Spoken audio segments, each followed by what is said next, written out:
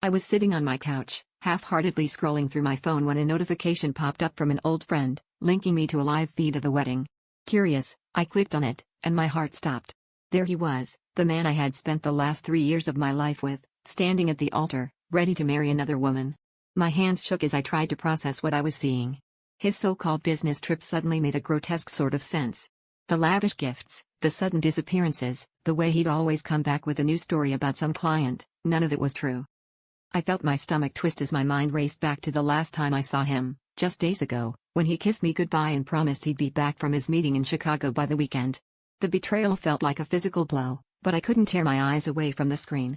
They exchanged vows, and I watched in a trance, my world crumbling around me. I thought about confronting him, about crashing the wedding, but something inside me held back, a mix of disbelief and the hope that this was some horrible mistake. As the ceremony concluded, I noticed something odd. The bride, radiant and smiling, had a familiar face. With a jolt, I realized she was the same woman he'd introduced me to at a party months ago as his cousin. The memory felt like a slap to my face. I remembered how she looked at me, how she smiled, and how he had laughed it off when I mentioned she seemed overly familiar. The lies were tangled and deep, and I was drowning in them. The feed ended, and I sat in silence, the room echoing with the sound of my own ragged breathing. In that moment, I saw the web he had spun, not just around me but around her too. Suddenly, my anger transformed into something else, pity. This wasn't just my loss, it was a twisted game he had played on everyone involved.